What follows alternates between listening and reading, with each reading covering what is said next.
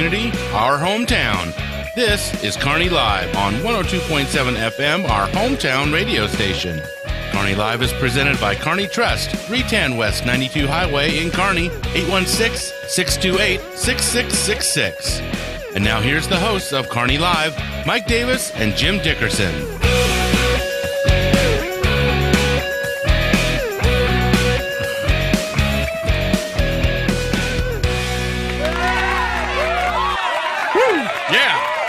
That is what I'm talking about. That is a wonderful round of applause. Thank you, Brian, and our live studio audience. That's right. Terrific people they are. They've been standing out in the wind all morning long to just get a glimpse of this very popular, the most important show in Kearney, Missouri. No, it is. I mean Clay County. Oh, Clay County. I mean the state of Missouri, right? What was that? That was Jim Dickerson. You know what? Come on. I thought I had this turned down. Yeah, right. And then Brian asked me, he goes, is all your stuff turned down? And I said, yes. Yeah, right. And then I turn it on, and here it goes. It fires right back up. You know, it's so appropriate that Mr. I'm kind of a big deal made the first mistake. I don't know how to put That's this, but I'm kind of a big deal. And he is. No, and he will tell you. I am so pleased, though, that you're here today, Jim. But you're just getting ready to drink some coffee. Go ahead. Good to be back. It's good to have you back, and you are listening to Kearney Live. You already knew that. And Brian Watts, this guy right here, right there, right, it was last summer, I believe, was voted the sexiest man in Kearney. Yes, he was. Right. No. Yeah, all of the women of Kearney did. In fact, the votes are in. We tallied them up, and it was unanimous. Sexiest man in Kearney. That guy right there, right? Yep. So, look at that guy. I have a question. Okay, what is Why it? are you hiding behind the monitor? Because that's the way you guys set me up. We don't have anything to do we want to with that. see some technology in your shot. We want to see There some. you go. Yeah, Sit up. come on, show them what you got, Didn't buddy. your mom ever tell you, sit up straight? Yes. Oh, man. It's too bad, Jim. So, He's married, right? For those of you listening on the radio, none of this makes any sense to you, Nope. and I fully understand. But for our television audience, it's pretty good stuff. No doubt about that. Jim, a couple of things going on in Kearney that I'm going to hand it over to you for any particular announcements that I think the Kearney audience specifically would like to hear. Well, I don't know if they'd like to hear it, but We're going to force it on I'm them. going to make you listen to it anyway. First of all, congratulations to the boys basketball team last night. They won in a little bit of a nail-biter against the Griffins. They won a Tonka Griffins last night. Great call in the game, by the way. As usual, Andy was back in the booth, I noticed last night. Yep. And then Dan and Andy. Dan was there, too. Sounds like a puppet show. Dan does a great job, too, as does Kelly Gentry when he's there. So those guys, great job over there. Great job with the boys, and I think they're back in action. Tonight, actually. Is it tonight or tomorrow? Yeah, they're going to Oak Grove tonight. Okay, I couldn't Yeah. remember if it was tonight or tomorrow. But I'm not a smart man. I'm not a smart man, but I know what love is. That's absolutely correct. Secondly, congratulations to Keenan McNally and Macy Hughes as they signed their letters of intent. We covered that on the Kearney website in our news, so if you didn't see it, you can go 1027kearneymo.com and look that up, and it tells all about that, but congratulations. Well, just to real them. quickly, Keenan signed with Tulane University in New Orleans, and he's going to play football there. And 6'10", 285 is what we have him listed here, and they had him listed at 300 on the Tulane website. If you want to go to, just Google Tulane University, and that'll get you there. Macy Hughes is not nearly that large. No.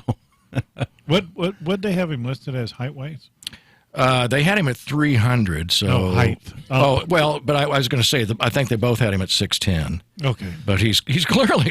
I mean, I the think he's- man stands out I was among going men. to say, when right. I've stood next to him, Yeah. I think he's every bit of 8'4", but that's just Exactly. me. And Macy, who also plays basketball, signed with Park University. I might add, Jim's alma mater and my alma mater. Anybody else? oh, Wow, and Mary. Mary's. Wow, three of us in the room. part of our studio audience. How went about to that? Park. How I about know that? it. Park, And you can go ahead and send your advertising check to. well, KMO-TV. Mary's going to play soccer at Park University, and that is real exciting. Though I think it's pretty neat to be able to continue playing sports at the college level.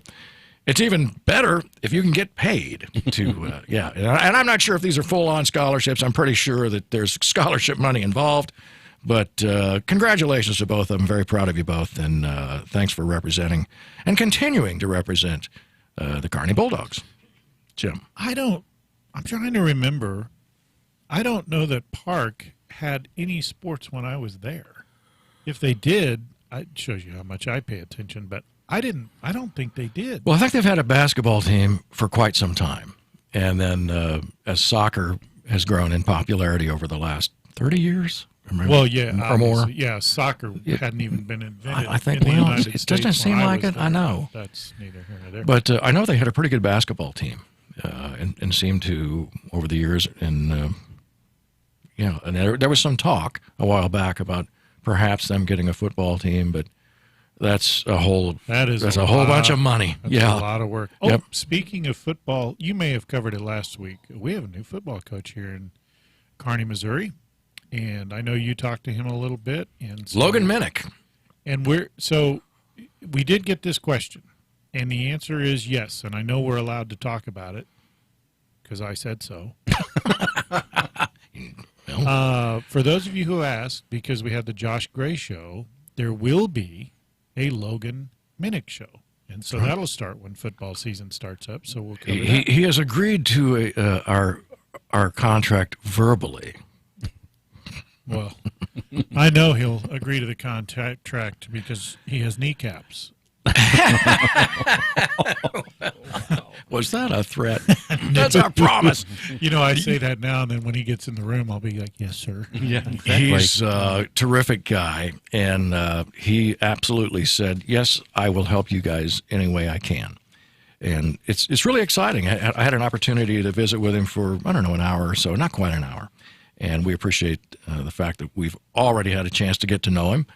He's been around here before. A lot of the football parents are well aware of his time here when he was coaching under Greg Jones in the Greg Jones administration. Remember that? Didn't Greg Jones just go somewhere? We're just hearing that. Is this for public consumption? Yeah, I Brian? guess so. It out was on there, Twitter, right?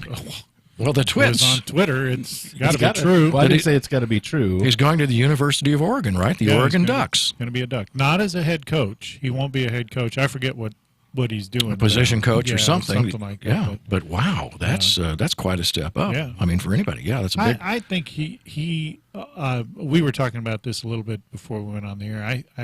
I'm kind of surprised he didn't go sooner. Not necessarily to Oregon, but anywhere, because he's a very talented coach. He's done real great with that program over there, and he's done great everywhere he's been. Pretty much actually. anything Yeah. he's touched. Yeah. So I'm kind of surprised he didn't go earlier, but Right. whatever. Congratulations Yeah, to him going fantastic. now. But that's all well and good. But the fact of the matter is, Logan Minnick is coming here, He's here, baby.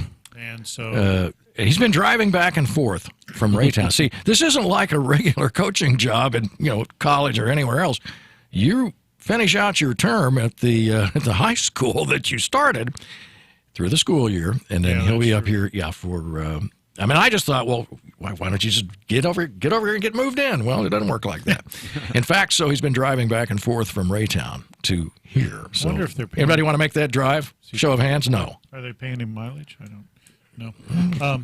Who knows? But So one more thing, and I know we have a guest here today. I forgot his name. What?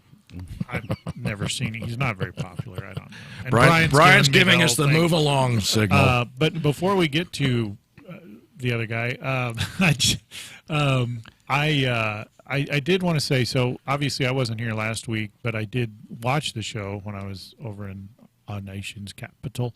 And I just wanted to say I'm really impressed with, so we've got all these people running for school board, which normally, as you know, school board historically has been kind of one of the safe things, and then you get people in there running and then they'll say, oh, I want our kids to do great and I want good education. And it's the same canned answers. I was so impressed with the two candidates, and I know we have a couple more, I think, next week, if I'm not mistaken. Their knowledge of what's going on within the district, and I mean down to the details, their knowledge of the district, which I think is crucial because there is now so much emphasis on people paying attention to what's going on in all sorts of elected positions, even school board. And if you follow national news, in San Francisco, they removed, I guess it's called impeachment at that level, but they removed 3 school board members. That's unheard of. Mm-hmm. I mean, when in the world have we ever gone out and sought to, except for rare cases like one robbed a bank or they did, it's usually some critical incident that they did, but going out and now starting to write these school boards across the country, and then, now I think we have more, and Brian, you might be able to correct me, but more interest in a lot of positions, namely school board, and it's not just here. There are so many people wanting to become involved to do the right thing. In local politics. Correct, because we're like, and I do have a question for our guest as we get further down the line. And without any further ado, for those of you sitting there going, who you're talking about? I wish this guy would shut up, I'd like to turn it back over to my good friend, Mike Davis. I forgot his name, too. I was going to say Brian. Jerry Nolte, the presiding commissioner of Clay County, welcome to the show. Thank you, Phil. Don't mention it, Bob. It's good having you on the air with us. Jerry, I think Jim, maybe inadvertently, didn't mean to, but I thought it was a really interesting transition that sort of bounced back to me, and I'll bounce it back to you. I think it is important. Right now, folks are learning that we may have been asleep at the wheel. We, the voters of this great nation, may have fallen asleep at the wheel. And I think the net outcome of a thing like that is that those in power, what do they say? Absolute power corrupts absolutely. And when you've got congressmen and women who have been there for, totaling up, the 3 of them totaling up over 100 years, right? It happens that way. All of often. a sudden, you start and they leave. They go in there, sort of everyday people, and they come out of there millionaires. Something is wrong in Washington, D.C. Well, I think all of these things begin with local politics. I mean, when somebody starts out locally, many of them, maybe you, maybe not, but actually you went from the state. No. I mean, people want to go up through the ranks. Right. But you were in state politics first, I think, before you did Yes. ran for commissioner. Yeah, it's one of those things that I think it's easy to look up and say, oh, Congressman X or Senator Y, and they're very much up there, and you think that they have a lot of power over your life, and unfortunately more than they should likely is not. But I think something that it's hard to really get your mind around until you really think about it is the people at local government levels are a lot more inclined to be able to impact your life. When you're talking about a member of a school board, to use your example, that is someone who has a direct effect on how your children spend a pretty heavy portion of their day. No doubt about that. And I think, excuse me, as a commissioner, you're involved in a host of things that go on in the county. And I think one of the beauties of, since we've gotten to know you here as on the radio station, I think we have learned that, wow, the county commissioners are very accessible. So if there are things going on in the county that we feel like need the attention of the general public here in Clay County, you're a phone call away, and that your vote does make a difference, and your voice makes a difference, even if you didn't vote. You can still make the phone call. You can still show up at the meetings. Exactly, and we've made our meetings more open and more accessible as we've gone forward in the past year. But another part of that is it's not just the accessibility through the governmental channels, but it's also, I go to the grocery store. I mean, somebody could come up to me and have in the egg aisle. and hopefully had something nice to say. Not always, but the thing is, Nice eggs. nice. What can I say? I take credit where I can take credit. But the point is, these are people you're going to be interacting with in the community. When you're talking about somebody who's further up line, so to speak, you really are talking about people that you're not going to run into, President Biden in the produce section necessarily. But me, you could probably There corner. are so many jokes there. I'm going to let that go. I'm just saying. Well, I mean, an example is, and I can't remember which president it was, and it's not important, but they did not quite get the idea of how a gas pump works, how scanners work. I think that was Grocery Bush. store. I didn't want to George necessarily- Bush, yeah. I didn't want to point fingers. Doesn't matter. Sure, but the point is, there's a certain bubble that you get in, and I think when you get into the DC The arena, Washington elite, yeah. but and some people break out of it, but it takes concerted effort to get out of that bubble because it's so easy to go into. I think that's right. And so sort of circling back to local politics, Jim, you're getting ready to say. Yeah, please don't use the term circle back. And secondly, Jen, circle back Psaki, I wasn't right? going to go I there, don't mind but- saying it. That's what she says. So, That's what she said. oh, I know what I was going to ask. Mike destroyed my whole. So That was easy to Mike do. brought up a good thing or a good point. Good thing. And my question for you was, because it's very difficult. You want to get your smartest minds involved in politics because they're the ones that kind of run our government and everything else. I say kinda because sometimes, but it's very difficult because a lot of our leaders in industry and all that have to do their other thing, and there's no money in politics of that nature. I mean, well, I say that, and then I know what you're saying, though. The salary, is Yeah. not right But- what attracts people. I think you and I have talked about this before. You don't want to make the salary so huge that money, like they're making $500,000 a year salary, because now you're turning it into it. How do you fix it where you get the real bright minds in politics and all that to it? Kind of like we've talked to on the school board. A lot of time on these school board positions, you end up with, will somebody please run? We have 5 seats available. And so that isn't getting you the best people always. So how do you balance that? It's back when I was involved more on the party side of the house on this thing. Yeah, I would recruit candidates. And you're right; it's difficult to convince somebody to take a 2/3 cut in salary so that they can do something where they're going to have people looking over their shoulder, and they're going to lose a degree of their privacy and all that.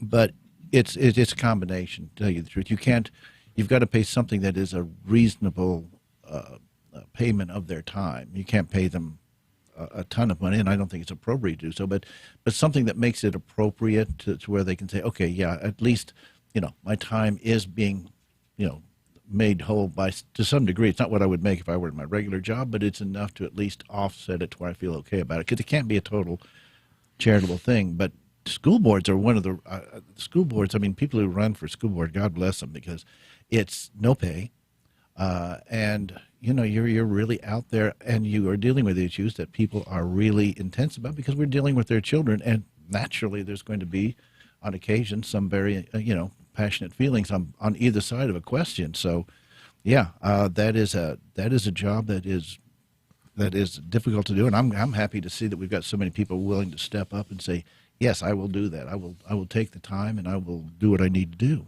Right. Well, and we. Well, I was go going to ahead. say on the other side of that, looking at Clay County, you guys have gone from a situation where, to put it lightly, was kind of a disaster, to now where you guys. The interesting thing is, in the last year, I have heard little to nothing out of Clay County government other than something that was accomplished. I've yet to hear about you and the other commissioners having a knockdown, drag out, or a throwdown.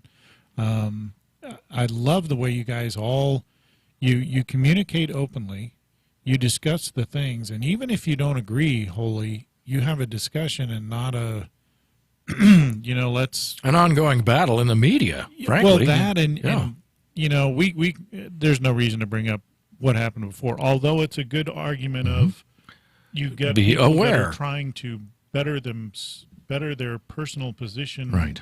But all that's for no. Jim was a great example of the two commissioners that are no longer commissioners in Clay County.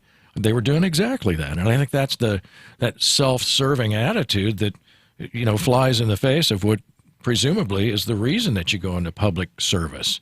Is service, right? The word service is kind of the key one there, isn't it? Yeah, and it is. I mean, it's a matter of if you're not doing it because your heart is in. If your heart is not in it, you're not really there for the good reason. It's not to be looking at a stepping stone. It's not to be. Yeah. There are a lot of not very good reasons to run for office, but the real reason to run for office is because you feel like you can make a difference in your community, and you can make life, better for a lot of the people that are around, and you feel like you can actually, at the end of your term, walk away and say, you know what, things are a little better because I was able to help out. We are visiting today. We've got Jerry Nolte in here on, what is the name of this show again, Brian? Kearney Live. That's right. I forgot for a second there. You saw what I did there. It was a nice recovery, right? Stay with us. We'll be right back. We're going to talk about some interesting things about taxes in Clay County. Trust me, this will be good. Stay with us.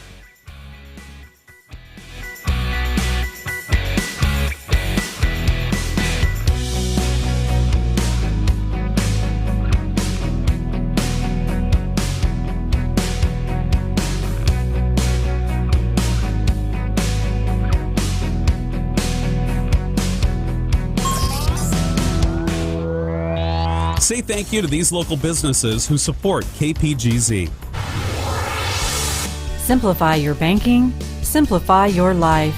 It's easy with Kearney Trust Company. The world has become fast-paced, and we understand that you are busy. That's why we offer a banking experience that's as simple and stress-free as can be. Kearney Trust goes beyond convenient locations and good customer care to offer banking services that make managing your finances quicker and easier than ever before. Online, bill pay, e-statements, and mobile banking are available to give you a positive banking experience so you can get back to your life and activities. Kearney Trust also provides capital to people and businesses so they can achieve their goals. Whether you know exactly what you want or just need someone to talk to about your dream, you can speak with them and work on that dream. You may just be getting off the ground or ready to move into your brick and mortar building. Kearney Trust will provide you and your business with the resources you need to succeed. Kearney Trust Company is your partner for success with 2 convenient locations in Kearney at 310 West 92 Highway and 701 Watson Drive in Price Chopper. The phone is 816-628-6666. Kearney Trust Company. Banking you can trust. Member FDIC.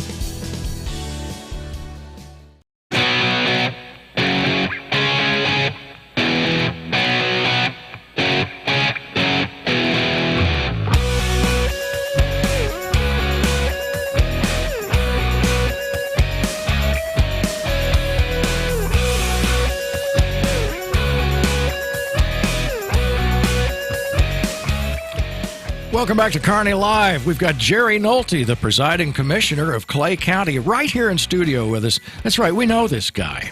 We're good friends with him. Yeah, that guy right over there. Right there he is. Look at that smile. By the way, I knew Jerry when I was in high school. And one of the things I can tell you, number one, he's very talented. He's also a cartoonist, not kidding. But he's also kind of a cartoon in and of himself. He's one of the funniest guys I know. Anybody that knows him knows what I'm talking about. He's quick-witted, quick with a joke. Unlike Jim Dickerson, it's a little slow on the draw. But that's look at that. That's a visual laugh right there. Well done, sir. Jerry, on you might know this. On Wednesday, March the 2nd, from 7:45 to 9 a.m. at the iWorks, That's the event center down on Burlington. In North Kansas City. Kansas City, 1520 Clay Street. There will be a Clay County Business Property Tax Forum. Can you tell me why, sir? Sure. One of the things that we've come across is the fact that we have a something called the property tax surcharge. Now, this is for businesses only. It was put in place back in the 80s, and it was a replacement for the inventory tax. So it was a lot easier way, rather than have to go through and do a complete inventory and tax on that.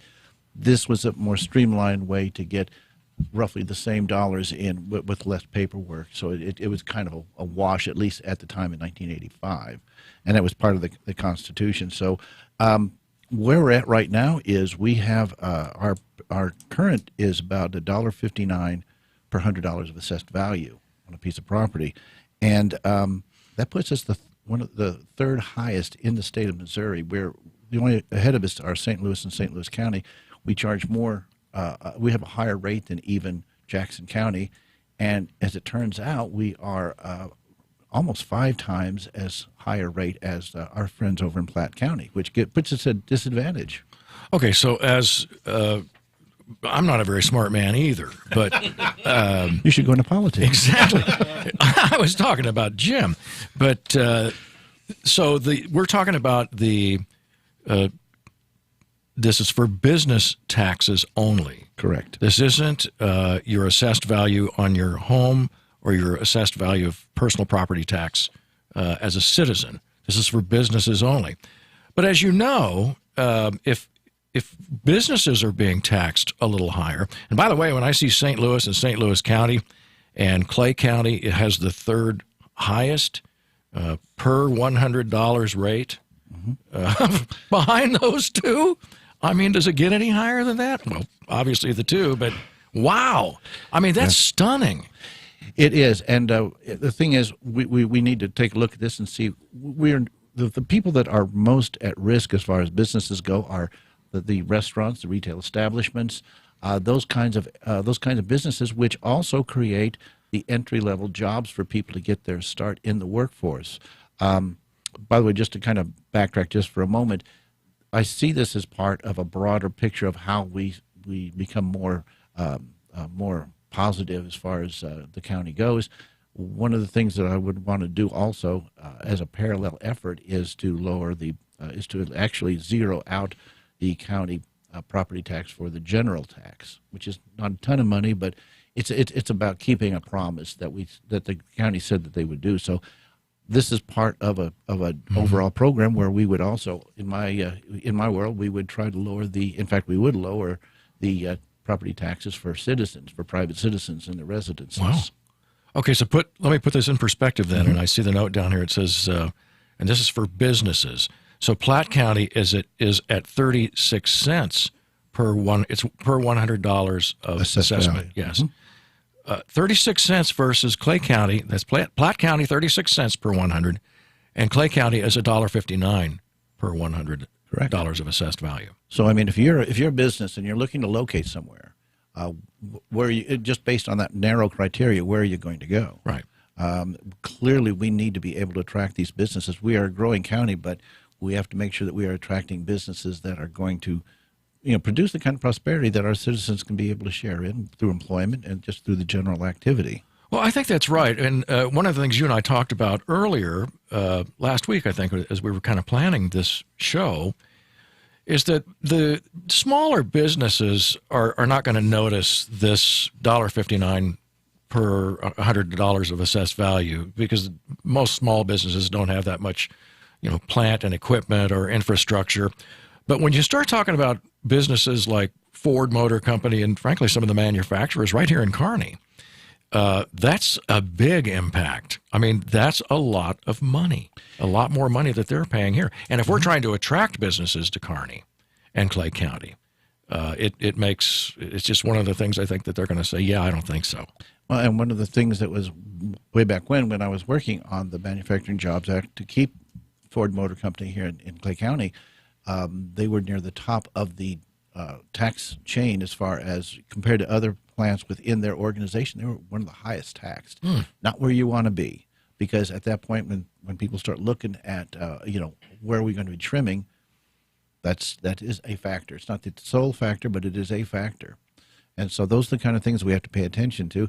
And the thing is, it always filters down. Whenever whenever there's a tax put on a business, quite honestly, my experience is that they treat it as overhead. You mark it up and you pass it You along. have to, sure. There's no That's other way survival. around it. Yeah. You have to. And like I say, it's, while if you lease, you say, well, gee, I don't have to worry about that. Well, if you're a business, yeah, you do, because that is baked into your lease payment because it has to be covered by the owner of the property. Right. Jim? I thought for some reason I was thinking you were. Well put, Jim. I had nothing to say. Oh, well, that's fine. Well, I mean, Jim and I are sitting here in this office that we, along with Brian and our board of directors, we rent from a company who's paying those, the people that own this building. Mm-hmm. They are paying those taxes. And so ultimately, I guess, if we're doing it right, we need to cover our overhead for that kind of expense. I'm trying to put it in simple terms for people like myself who are kind of simple-minded. But I think that the fact that there's such a disparity in the difference between Platte County and Clay County, and let's face it, we're going to be competing with Platte County. We do every day. Yes, exactly. From especially, I think about economic development, and you can't fight this. When I see almost 3 times, 5 times the difference. 5 times, yeah, almost 5. Yeah, I had to do the math. Did you see that? I was admiring you from afar. I thought we were going to have to go to commercial. I know. I know there were sparks flying. But the idea of the March 2nd event down at iWorks, and by the way, it's in conjunction with Coffee Connect, so they do a good job of having a weekly program where we talk about how it is you promote business and economic opportunity for the citizens here in Clay County. How do we make it a better place to live?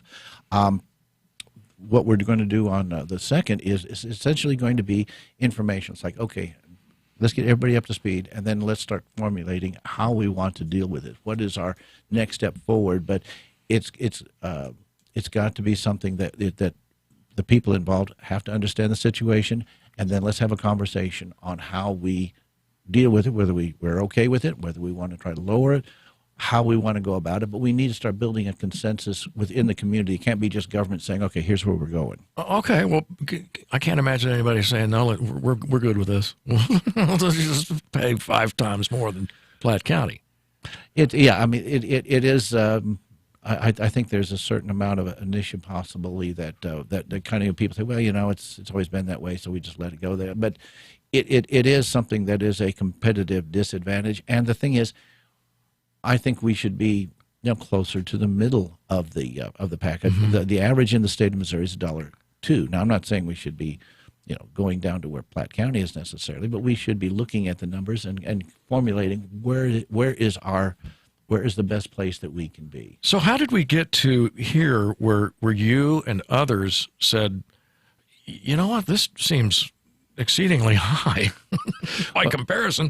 And when did that happen? Does the general public know about this? Does anybody say, hey, wait a minute, we're paying a little bit extra? What's the deal? Obviously the larger businesses were aware of it. And to tell you the truth, this was the kind of thing that started coming out after we had kind of gotten through the rather tumultuous times that we had been in. I see. It gives you a chance to start, okay, let's examine what we can do.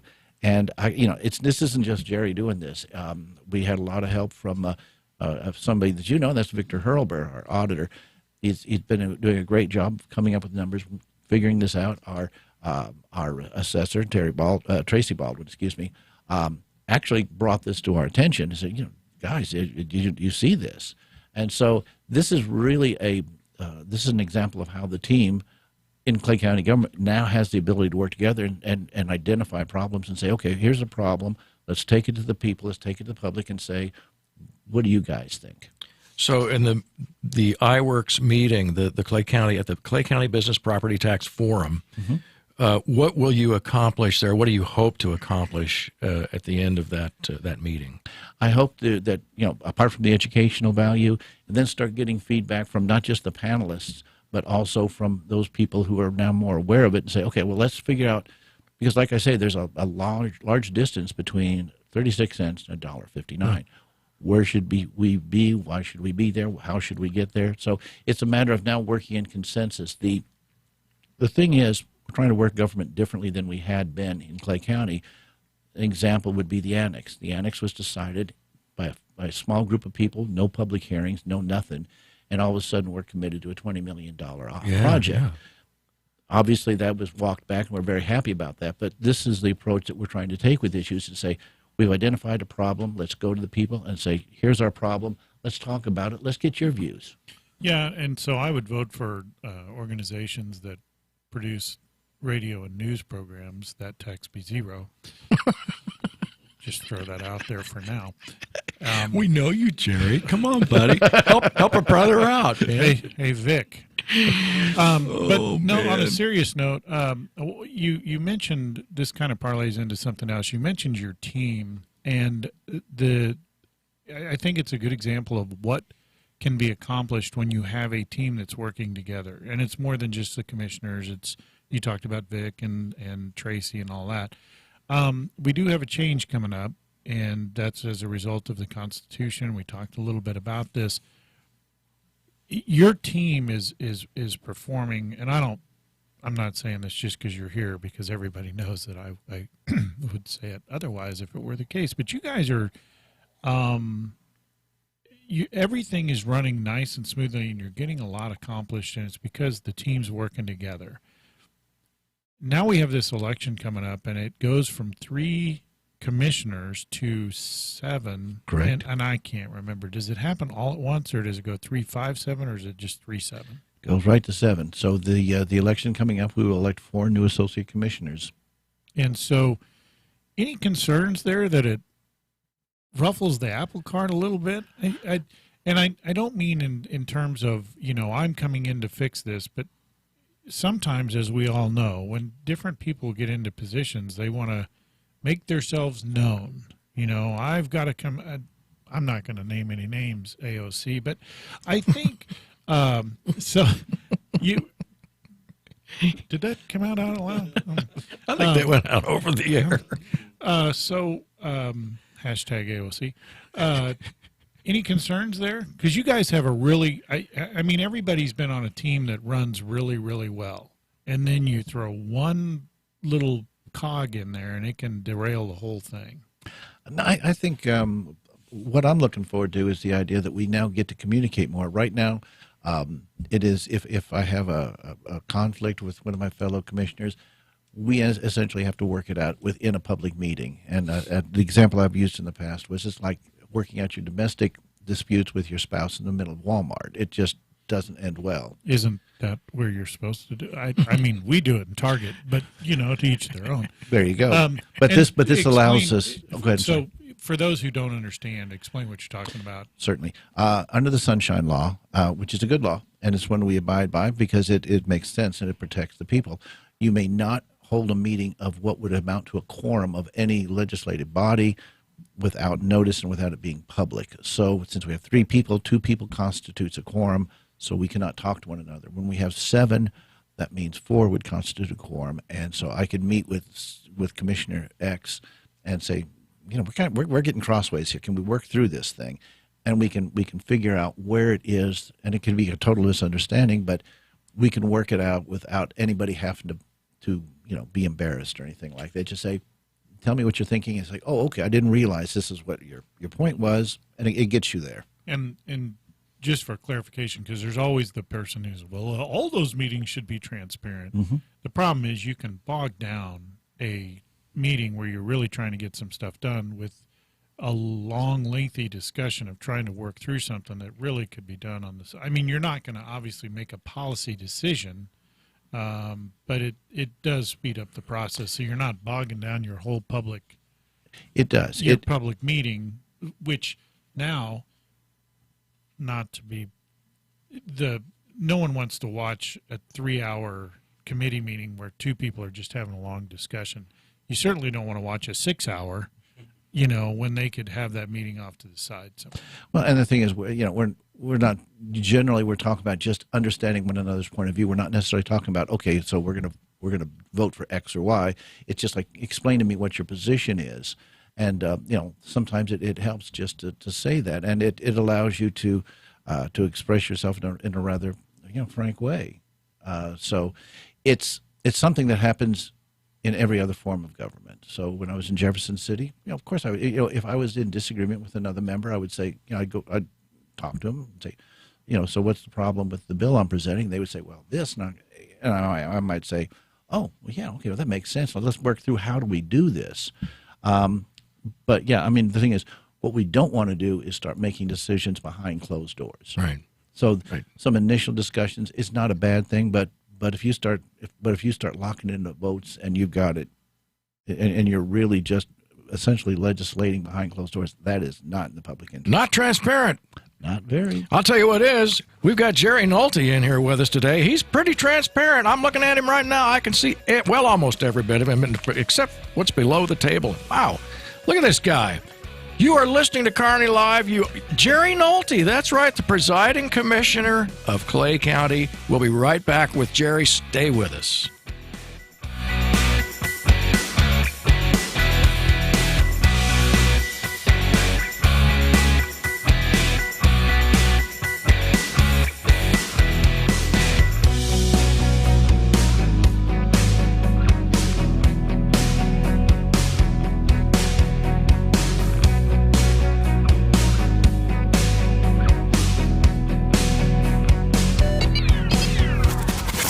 Making our programming possible on KPGZ are these fine underwriters. Simplify your banking, simplify your life. It's easy with Kearney Trust Company. The world has become fast-paced, and we understand that you are busy. That's why we offer a banking experience that's as simple and stress-free as can be. Kearney Trust goes beyond convenient locations and good customer care to offer banking services that make managing your finances quicker and easier than ever before. Online, bill pay, e-statements, and mobile banking are available to give you a positive banking experience so you can get back to your life and activities. Kearney Trust also provides capital to people and businesses so they can achieve their goals. Whether you know exactly what you want or just need someone to talk to about your dream, you can speak with them and work on that dream. You may just be getting off the ground or ready to move into your brick and mortar building. Kearney Trust will provide you and your business with the resources you need to succeed. Kearney Trust Company is your partner for success with 2 convenient locations in Kearney at 310 West 92 Highway and 701 Watson Drive in Price Chopper. The phone is 816-628-6666. Kearney Trust Company. Banking you can trust. Member FDIC.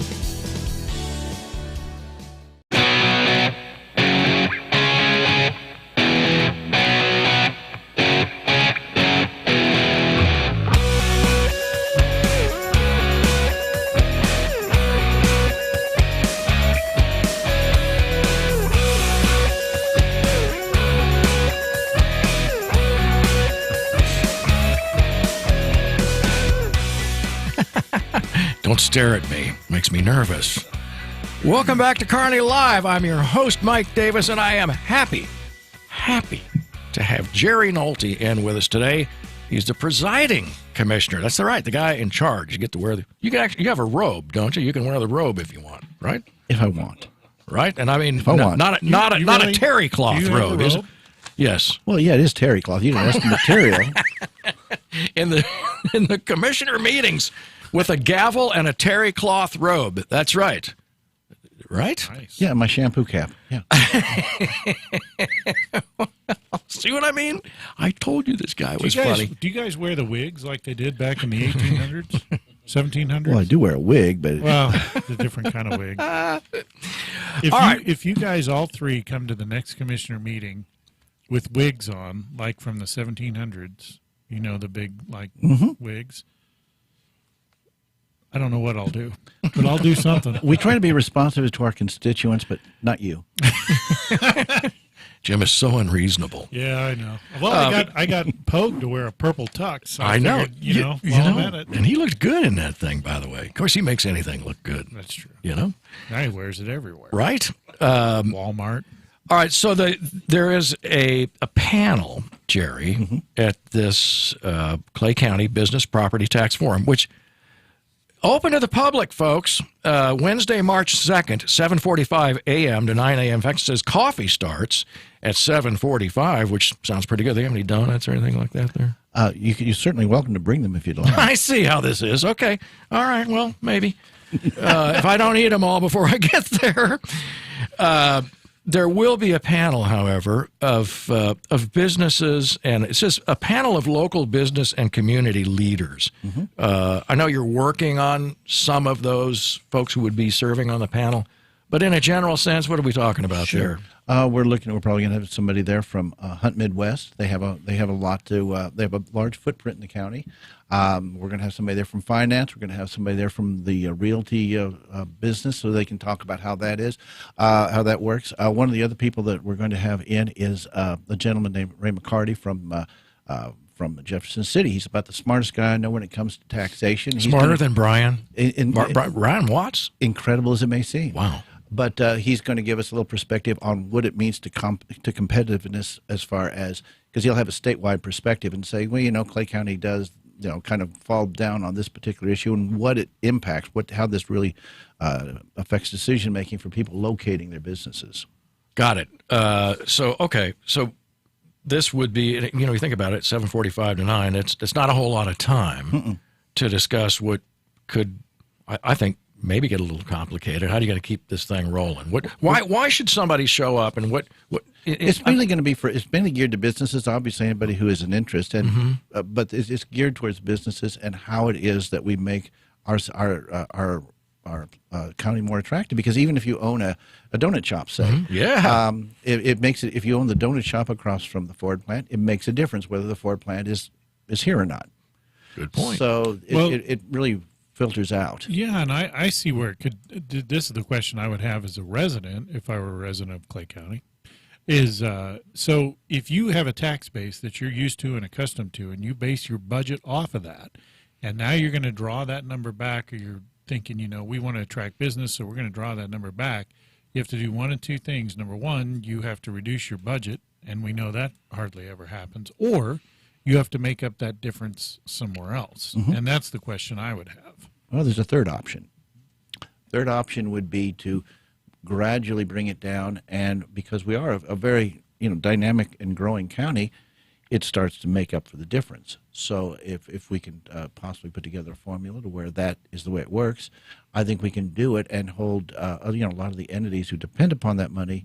I wouldn't say hold them harmless, but certainly we can work out how to do that in a way that would be less dramatically impactful. And when you say growing community, so you're talking about because you're going to increase your residence tax or your values and all that sort. Well, because you're adding homes everywhere, all over the place. And we're also talking about businesses. So, I mean, we are growing business-wise. There's a lot of commercial construction that is contemplated and will be going forward. So as that comes online, that will increase that amount. So if you increase your base, it allows you to lower the rate, which is at heart to a degree with the Hancock Amendment. This particular issue is immune from the Hancock Amendment, so it never reduces, and so it continues to produce something of a windfall for the government entities. But if you lower the rate, in theory, you would attract more business to make up the difference as well. So that but you would show it as a sort of sliding scale, though. In other words, when more of a gradual. Again, this is I'm talking just an idea. I'm a little bit ahead of myself I here. gotcha. But the thing is, as you step it down, it would be gradual enough. Plus the growth that happens in this county, and we have tremendous growth. We're the fifth fastest growing county from that point of view. So you're saying, okay, so we know that this particular tax, this personal or the business property tax, right now generates $17.8 million currently, right? Right. And what you're saying is you can't just shut that off. No. I mean, if folks decide, and I think rightfully so, folks would say, yeah, I think it needs to be reduced. What you're saying is we could do this gradually based on the growth of new businesses coming in, and that's actually a selling point. It's part of the conversation. You're right, that you could say, and this is all hypothetical right now, but it's an option. It's on the table. Exactly. And right, and so you could tell them, that yes, you're right. it's high right now, but what we'd like to offer you is that you would see this thing steadily decrease as revenues go up here in Clay County, because we've got so much new growth, and we would potentially have new businesses like you, Mr. Business Owner, who's looking at moving here to Clay County. And we're kind of uniquely positioned to be able to do that because we are growing so quickly. Like I say, we're the fifth fastest growing county in the state, so we have the potential to be able to offset that and to and to certainly mitigate, if not offset the possibility of to offset the reduction, so that in raw dollars it would be similar. Well, and that and you answered the question, but the one thing you don't want to do is have the residents go into Code 6 freakout mode, thinking they're going to raise my taxes to make up the difference. But I think you've answered that. There's a way to do that. Keep the revenues where they are, or increase them on the basis of growth, without affecting or impacting the direct resident. My taxes are going to go sky high. Well, and you make a really good point, because once again, going back to the Hancock Amendment, we can't. If we as a county decided, oh my gosh, we got to increase everybody's taxes, the rate of taxes, we can't do that without a vote of the people.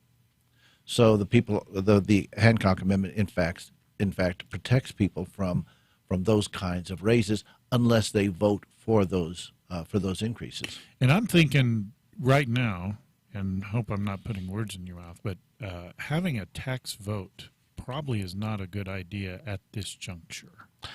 Again, that's going to be a group decision. I mean, we're going to say, if this is how we proceed, that's another part of the conversation. What is the timing for the actions that we take? Yeah, I'm just thinking, with everything that's going on right now, I would hate to be the one that would have to bring that up to. Well, and the thing is, we really are, as a county, we are coming out of it much better as far as our revenues, the increasing revenue stream that we have at the county. I'm sounding a little too wonkish, I'm afraid. I'm sorry.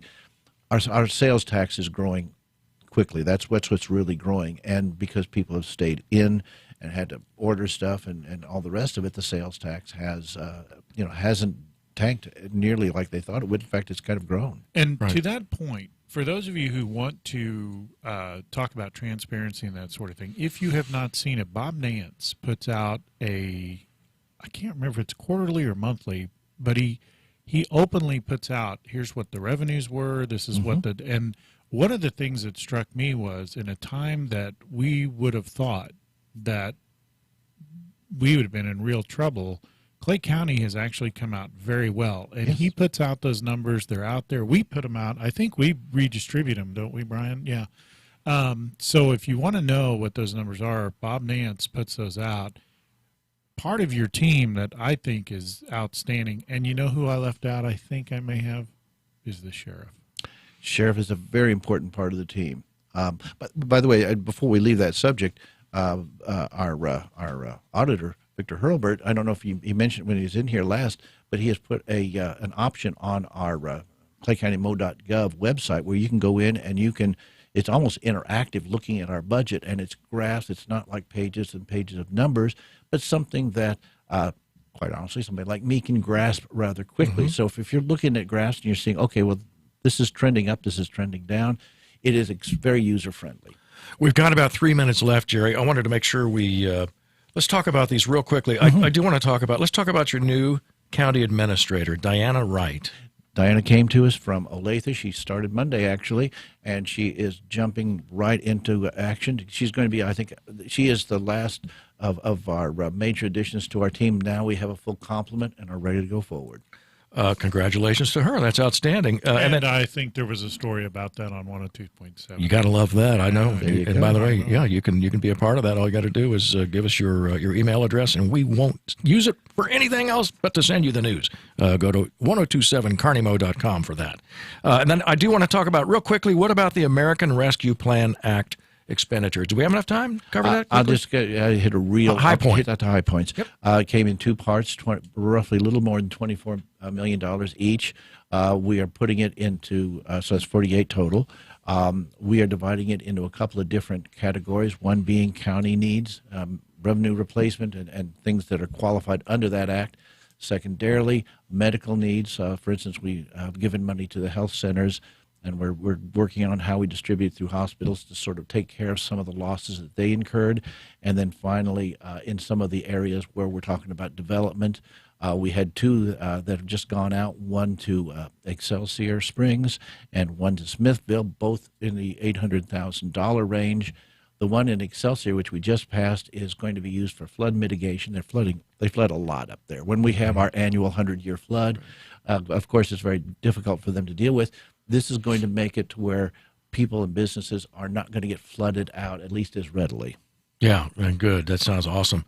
Man, it's good seeing you again. You're not on with us here much. Yeah, you're busy, right? You're a busy man. Oh, you know what we forgot? Quick, Jim. Next Thursday, they had to reschedule it. The 200th year, and I'm going to murder this thing. 200th, Brian, help me out. The bicentennial, words are hard. Keep going, because kickoff, which will be on Thursday, next Thursday at that place. 4 to 6 at the place over there. At the thing with the deal. If it doesn't snow. Like tomorrow, when we're going to get 100 inches. Well, one of the things, you're going to turn your. Go ahead, Jerry. Somebody make some sense out of this. One of the things I'm really looking forward to, because there'll be a number of events throughout the year, and one of them that I'm not sure if we have scheduled yet is the opening of the time capsule, right? Which was done way back in 1972. I mean, was that, anybody? Jerry? I don't know. Just so far, yeah, man. Hardly a man is now alive. Oh, is there? I'm going to ask a stupid question, and for those of you quickly, who know, Jim. I know everybody's like another one. Is there? This is so stupid. I can't even believe I'm saying it. Is there a chance? Because you know how this show is almost. We're over. The show's over, Jim. Go. You know how when they've been looking for one time capsule, they find another. Is there any chance that there's one that's maybe older that someone forgot? There's always a that chance. Be cool? Oh. That would be really cool. That would be really cool. This is a beating. You let me know if you hear something. I hate that guy. Oh, it's mutual. I'm telling you. Brian, who's going to be on next week? If they care. We've got two school board candidates, Lydia Mack and Rocky Brook, are going to be with us. And Brock, beg your pardon, Rocky, I know you. We've met. So I can't read, though, you know. That's right. You've been listening to Kearney Live and Jim Dickerson. It's a blast. I love seeing you in here, Jerry, by the way. Thank you so much. Come back anytime. You're always welcome. And thank you, folks, for being a part of this. We'll see you next week on Kearney Live.